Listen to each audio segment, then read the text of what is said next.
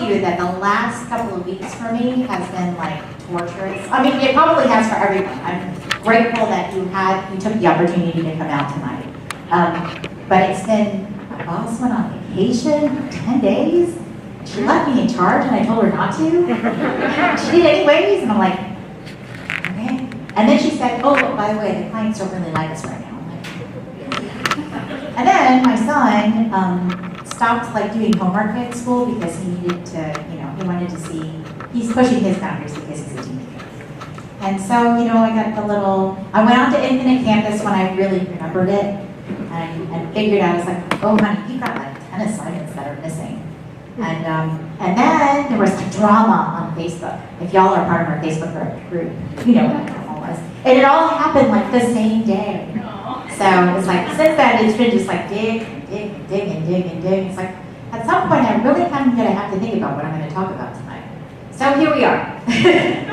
So yesterday, for about 20 minutes, I spent time on this first page writing down every single resource I could think of people who I've gotten money from to be able to help finance my household. A little bit about myself, I have twins. They are 16 now. Were fairly high-functioning autism. Back when they were 3, they were very low-functioning autism.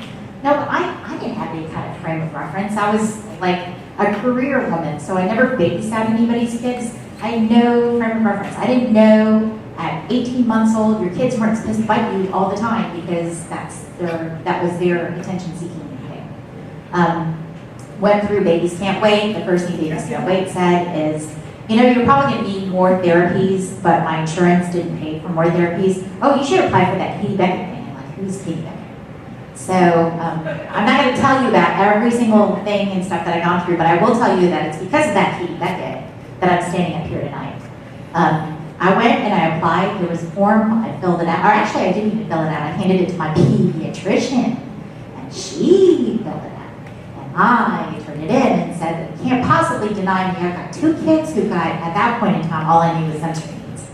And I got rejected. I got my denial letter and stuff with about 3 pages of things saying, this is why you're denied.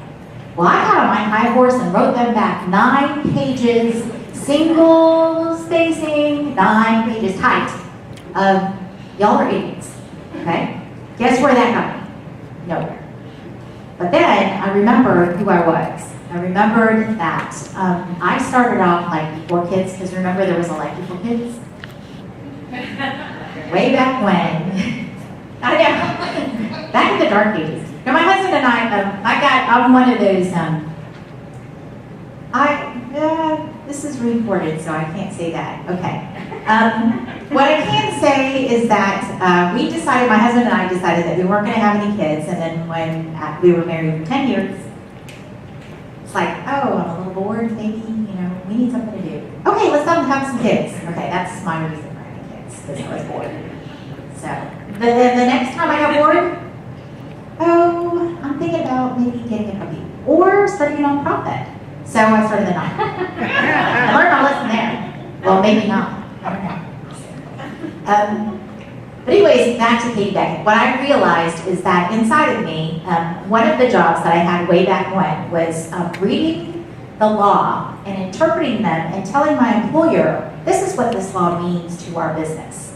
And when I figured that out, I went back to the 3-page letter that the government had sent me saying you've been denied and started looking at that law. And the law said things like, you have to say that your child should be institutionalized, otherwise we're not going to accept this application. I'm like, oh crud, number 7 is a trick question. I checked no, my child should not be institutionalized, but I should have checked yes.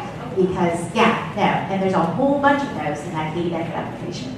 So when I figured that out and I went through it, it's like, oh heck no, I can't possibly be the only person out there that this has happened to. So, in typical Raissa fashion, because I'm like a very seeking attention grabbing person type of person, I built a website. It's DeanieWaverHealth.com. I think I've made it a com, who knows. But that started me off on a journey of trying to figure out, well, if there's money here for this little thing of medical, being able to afford medications, additional medications that my insurance will pay for, things like medications, dentistry. Those are the two big ones that I use KBEC for. If you have a child who's medically fragile, it can help pay for nursing a nurse to come into your home, like 2, 3, 5 hours a day, to be able to help assist with the activities of daily living.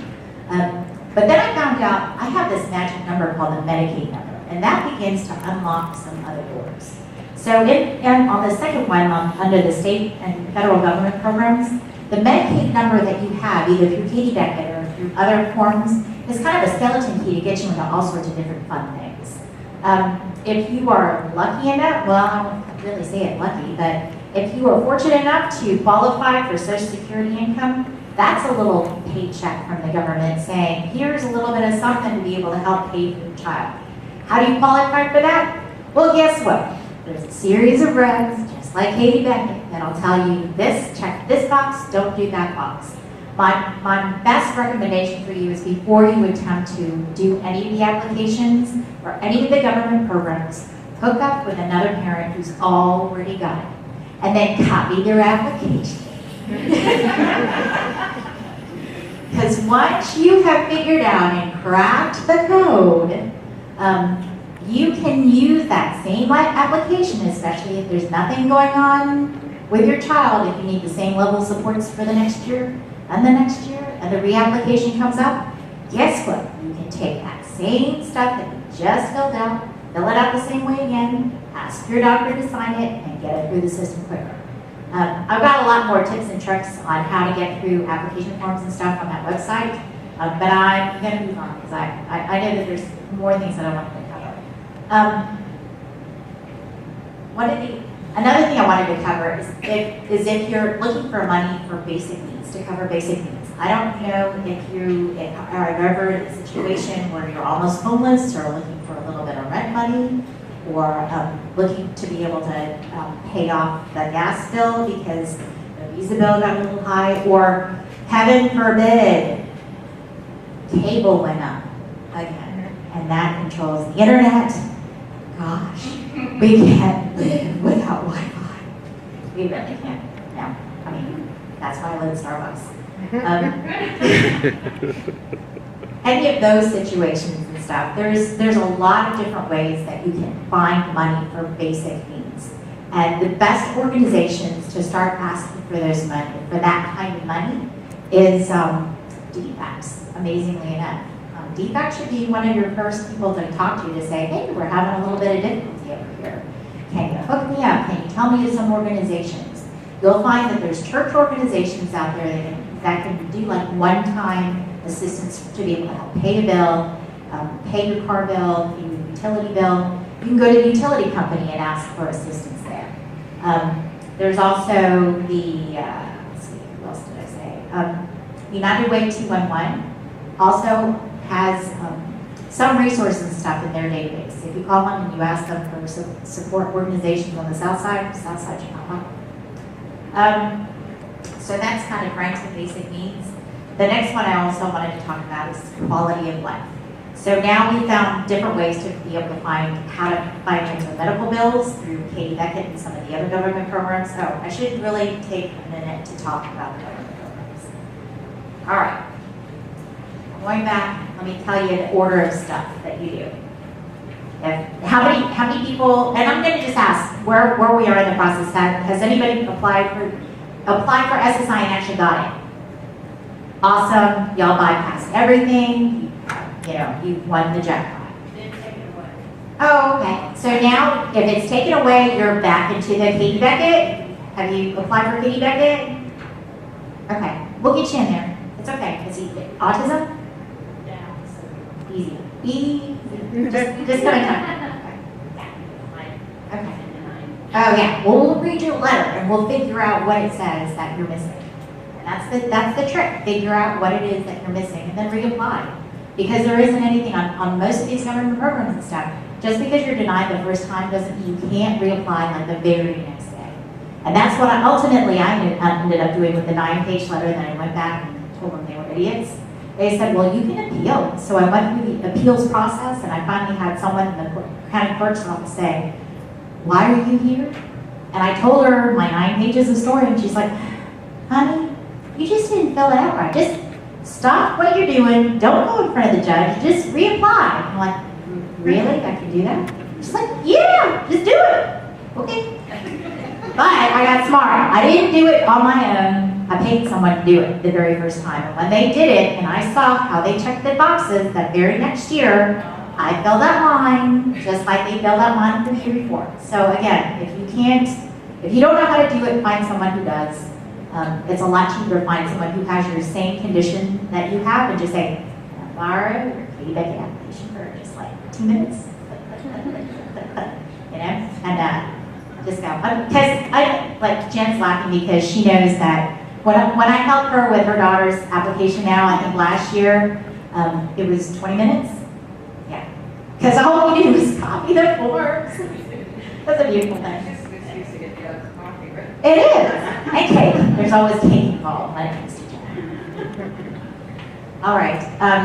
So that's one source. So now we have some of the medical things funded. If you have pretty severe needs, there's a lot of people always talk about the now comp waiver. And that's really a quality of life waiver. And what quality of life means is, my goodness, if I can, I've got my basic needs, I have some place to live, some place, food to be able to eat, things, bills that can be paid, and transportation to be able to get me around. Now what am I going to do all day? Am I going to sit here and play on the internet all day? Well, yeah. But there's got to be more than that, Am I going to try to get a job? Or is my child going to ultimately get a job? Are they going to get to play baseball? Do they want to go to summer camp? Do they want to take equestrian lessons? I know hypnotherapy and therapy writing is always something big that people want to try to do. Do they want to try to ride a bike? Oh my goodness, the quality of my life would be so much better. This is what I was thinking at age 3. If I had like the ultimate play set. Oh my goodness, my life would be beautiful. Well, I had no idea that there are government funds to help you buy play sets. Like, really? Darn it, we don't need it now, but let me tell you how you do it. You apply for the Now Comp waiver. You will get on the waiting list. They call it the long-term planning list. And it's just a way for them to be able to track how many Georgians with disability are out there so that they know as they age out of the school system that supplies most of their supports, that the government is going to have to step in and say, once that school bus stops working, we got to do something with these adults who have developmental disabilities. And it's going to be up to either the government or really kind of local people like us, parents like us, to try to figure out what's the rest of their life going to look like. And that's one of the things that the Now Comp waiver can do. It can help pay for things like a day support opportunity. I know a lot of people who are the most successful will hire kind of helpers and let that person kind of design their life. So I have a friend named Mary Beth, and her daughter is 40, and she has the most wonderful helpers. And her daughter's life goes like this. She wakes up, she eats breakfast, her caregivers come in, and they go and take her to do community things and community outings, just like any other normal person, but kind of more like retired normal person. So, today might be the day we're going to the beauty shop and get our hair done. I'm like, life. For other people, they might go to work, but they just can't go to work. They need a little support. There are opportunities through vocational rehab and the Department of Labor to be able to help fund job coaches and different kinds of support so that someone can stay gainfully employed. And that's what I'm looking for my kids. It's like, no, you guys do not get the mani-pedi package when you graduate. You gotta earn some bucks. You gotta get a real job that has real insurance so we don't have to depend on Medicaid. So that's kind of my future for my kids. That's quality of life, that's Now Comp waiver, but there's this huge waiting list. Once you apply for a Now Comp waiver, there's this little teeny weeny pot over to the side called family support funds, where there isn't that big of a waiting list, if at all, and that gets you to $3,000 per year for stuff. That's what could have paid for my place set when the twins were born. It's like, oh, I didn't know. So over the years, I've contemplated different things. I've contemplated using that family support fund for bikes. And no, I never did that. We've used it for summer camp. We got to go to Camp 7 Round. Woo! It was beautiful. It was a wonderful experience and stuff because of family support funds. We've got to go to Bedford Squirrel Hollow Camp to boost our academic learning, and it really did. I mean, it's like every time we go to Bedford, Squirrel Hollow, Bedford, over the summertime, I don't have to even think about school for like the first semester because they've already learned it all. But it only goes to like 8th grade, so I'm at a look now. But yeah, so there's this, that's one of the funds. There's other funds that are out there, and it's up to you to try to, come and find me or just ask around to see. I think that's all I'm going to talk about. I'm going to open the floor to questions. Do you guys have something that you want to try to fund, and I'll kind of use that as use the guide as this is how